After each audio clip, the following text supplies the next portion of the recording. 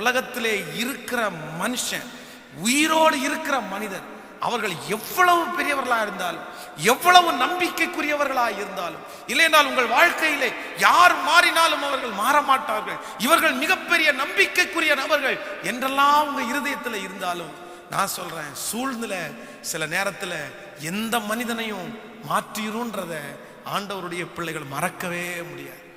அவங்க மாற மாட்டாங்க, அவங்க நம்பிக்கை துரோகம் பண்ண மாட்டாங்க.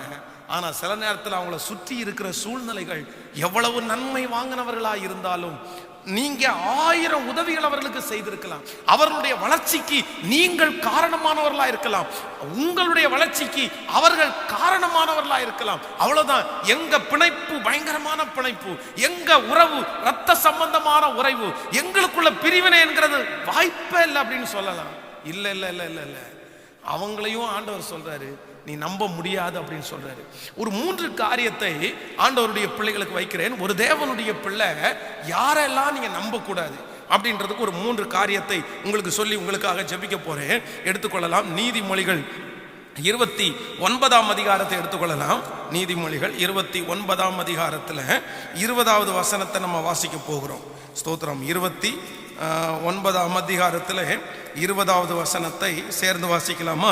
29ஆம் அதிகாரம் 20வது வசனத்தை நம்ம சேர்ந்து வாசிக்கலாம். தன் வார்த்தைகளில் பதறுகிற மனுஷனை கண்டாயானால் அவனை நம்புவதை பார்க்கிலும் மூடனை நம்பலாம். இன்னொரு விஷயம் கூட சேர்ந்து வாசிக்கலாம் எல்லாரும். தன் வார்த்தையில் பதறுகிற மனுஷனை கண்டாயானால் அவனை நம்புவதை பார்க்கிலும் மூடனை நம்பலாம். அல்லேலூயா. கர்த்தருடைய பிள்ளைகளே, நம்பர் 1, முதலாவதாக ஒரு தேவனுடைய பிள்ளை, நான் இன்னைக்கு கொடுத்த செய்தியை கவனமா கவனிங்க. மனிதனை குறித்து அறிகிற அறிவு நமக்கு வேண்டும். அந்த மனிதனை குறித்து அறிகிற முதல் அறிவு என்ன அப்படின்னா, மனுஷனை நம்ப கூடாது என்கிறது தான் முதல் அறிகிற அறிவு. அதுலயும் ஆண்டவர் சொல்றாரு, எப்படிப்பட்ட மனிதர்களை ஒரு தேவனுடைய பிள்ளை நம்ப கூடாது. இந்த இடத்துல ரொம்ப அழகாய் ஆண்டவர் எழுதி இருக்கிறார், தன் வார்த்தைகளில் பதறுகிற மனுஷனை கண்டாயானால் நீ அவனை என்ன செய்யக்கூடாது? நம்புவதை பார்க்கலும் மூடனை நம்பலாம். அப்படின்னா மாத்தி மாத்தி பேசுற நபர்களை ஆண்டவருடைய பிள்ளைகள் ஒரு நாள் நம்ப கூடாது. அவர்களால் நமக்கு பிரயோஜனம் இல்லை. கவனிங்க, சில நபர்களுடைய வாழ்க்கையில் ரொம்ப கேள்விக்குறியா இருக்குது. 10 வருஷமா ஒரு மனுஷனுடைய வார்த்தையை நம்பி, 20 வருஷமா ஒரு மனுஷனுடைய வார்த்தையை நம்பி, இல்ல நாளைக்கு பார்த்துக்கலாம், நாளானைக்கு பார்த்துக்கலாம், அடுத்த வாரம் பார்த்துக்கலாம். டேய், 6 மாசமா உன்னை ஏமாத்திட்டாரே, 1 வருஷமா உன்னை ஏமாத்திட்டாரே, இன்னுமா அவருடைய வார்த்தையை நம்புறேன்னு கேட்டா நிறைய பேர் என்ன சொல்லுவாங்கன்னா, ஆமா ஆமா நான் நம்புறேன். இதனாலேயே தங்களுடைய வாழ்க்கையை இழந்தவர்கள் நிறைய பேர் இருக்கிறார்கள். நான் சொல்றேன், நல்ல மனிதர்கள் தங்களுடைய வார்த்தையை மாத்தி மாத்தி பேச மாட்டாங்க. இந்த ஜென்டில்மேனா இருக்கிறவங்க 100 ரூபாய் உனக்கு தருவேன்னு வாக்கு கொடுத்தா அந்த வாக்கை அவங்க மாத்தவே மாட்டாங்க. அவங்க திரும்ப அந்த வார்த்தை ரிட்டர்ன் எடுக்க மாட்டாங்க. இந்த நேரத்தில் உனக்கு இந்த பணத்தை நான் கொடுத்துருவேன், இல்லை இந்த உதவியை செய்வேன் அப்படின்னு ஒரு நபர் உங்களுக்கு சொல்லி அந்த நேரத்தில் அந்த நபர் அந்த உதவியை உங்களுக்கு செய்யாவிட்டால் உடனே உங்க மனசு என்ன தோணணும் அப்படின்னா, இந்த நபரை நம்புறது வேஸ்ட், நான் உடனே இன்னொரு ஆப்ஷன்ஸ் கண்டிப்பா என்ன பண்ணணும், நான் தேடணும் நினைக்கணுமே தவிர, இல்ல இல்ல இந்த மனுஷன் கண்டிப்பா எனக்கு செஞ்சிருவாரு, இந்த மனுஷன் எனக்கு கண்டிப்பா செஞ்சிருவாரு. பைபிள் சொல்லுது, தன்னுடைய வார்த்தையில் பதறுகிறவனை நீ பார்த்தாயானால் அவனை நம்புவதை பார்க்கலும் மூடனை நம்புவது நல்லது. ஹல்லேலூயா. இன்னைக்கு இந்த ஜபத்தில் இருக்கிறவங்க நிறைய பேர் யாரை நீங்க நம்புனீங்க தெரியுமா? மாத்தி மாத்தி மாத்தி பேசுறவங்க. திரும்ப திரும்ப பாருங்க, இதுக்கு ஒரு சாட்சி அல்ல, பல சாட்சிகளை சொல்ல முடியும். ஒரு அம்மா எனக்கு அப்ராட்ல இருந்து ஒரு எப்பவும் ஒரு 10 நாளைக்கு ஒரு டைமாவது அவங்க கூப்பிட்டே இருக்கிறாங்க. என்ன விஷயத்துக்காக கூப்பிடுறாங்க அப்படின்னா, ஒரு பொண்ணு, அவருடைய பையனுக்கு அந்த பொண்ணை பார்த்துருக்காங்க. அந்த பொண்ணு பார்த்து 3 வருஷம் ஆச்சு.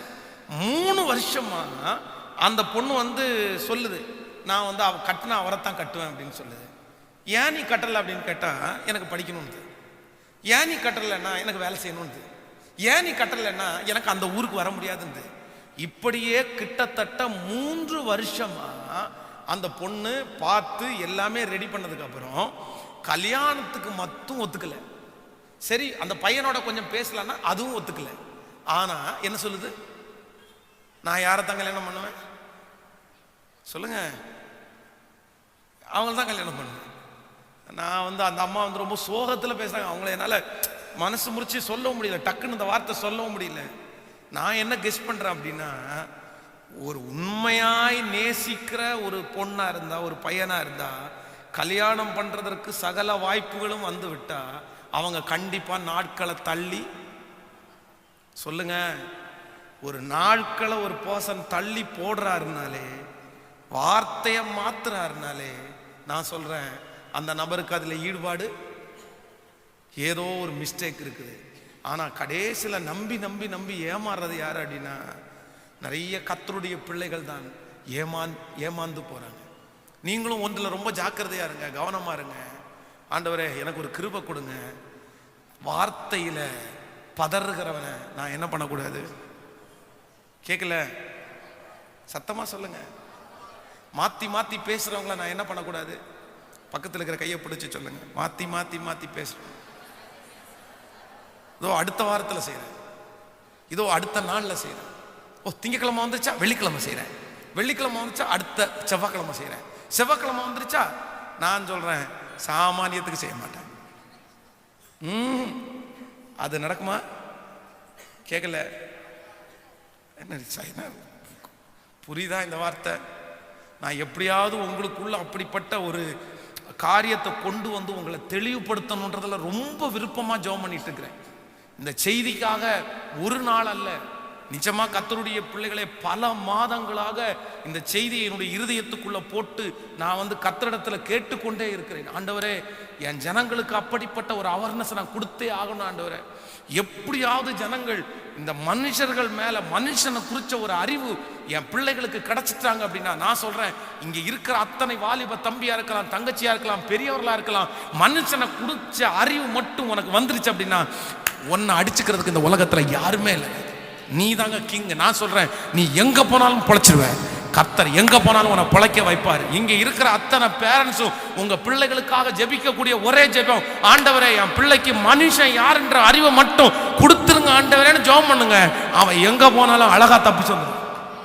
எங்க போனாலும் தப்பிச்சு வந்துடுவான். எங்கேயும் அவன் ஜெயிச்சிருவான். அவ்வளவு சீக்கிரமா அவனை யாராலும் ஏமாத்தவே முடியாது. சோ இன்னைக்கு நிறைய பிள்ளைகள் கஷ்டப்படுவதற்கு பாருங்க, வாழ்க்கையை தொலைச்சிட்டு வந்து நிக்கிறாங்க, கற்பை தொலைச்சிட்டு வந்து நிக்கிறாங்க, எதிர்காலத்தை தொலைச்சிட்டு வந்து நிறைய பிள்ளைங்க நிக்கிறாங்க. இந்த எதிர்காலத்தை எங்க தொலைச்சாங்க, இந்த கற்பை எங்க தொலைச்சாங்க அப்படின்னா வேற எங்கேயுமே இல்லைங்க, மனுஷனை சரியா அறிஞ்சுக்காதனால தாங்க தொலைச்சாங்க. அதனால இந்த அறிவு வேணும் அப்படின்னு நினைக்கிறேன். சோ நம்பர் 1, முதலாவதாக ஒரு தேவனுடைய பிள்ளை யாரை நீங்க நம்ப கூடாது அப்படின்னா, தன் வார்த்தையிலே பதறுகிற மனுஷனை நீங்க நம்பவே கூடாது. இன்னொரு விஷயம் கையை கொடுத்து ஒரு 3 பேருக்கு சொல்லுங்க பார்க்கலாம். வார்த்தையில அப்படின்னா நம்ம ஊர் பாஷையின்படி மாத்தி மாத்தி பேசுறவன, மாத்தி மாத்தி பேசினாலே உங்க மனசுல ஒரு பிக்ஸ் பண்ணணும், இது நடக்காது. இதை பேசி இதுக்காக டைமை நம்ம வேஸ்ட் பண்ண வேண்டிய அவசியம் கேட்கல. சத்தமா சொல்லுங்க. இதை பார்க்கறத விட இது இருக்கட்டும் ஒரு பக்கத்துல, உடனே கட் பண்ணிட்டு வாயா மாத்தி மாத்தி பேசிட்டு இருக்க நம்ப மாட்டேன்னு விட்டுட்டு வர வேண்டாம். அது ஒரு பக்கத்துல நம்புற மாதிரி ஓடிட்டே இருக்கட்டும், அதை விட்டுருங்க.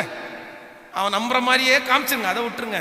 ஆனா அந்த பக்கத்தையே நீங்க நம்பி இருக்காம நீங்க இன்னொரு பக்கத்துல ட்ரை பண்ணுங்க. ஒருவேளை கர்த்தர் ஏதோ இறக்கம் வச்சு 4 வருஷம் தாண்டி வந்தாலும் அது கர்த்தருக்கு சித்தமா இருந்தா ஒருவேளை தடை இருந்தாலும் நடக்கும்.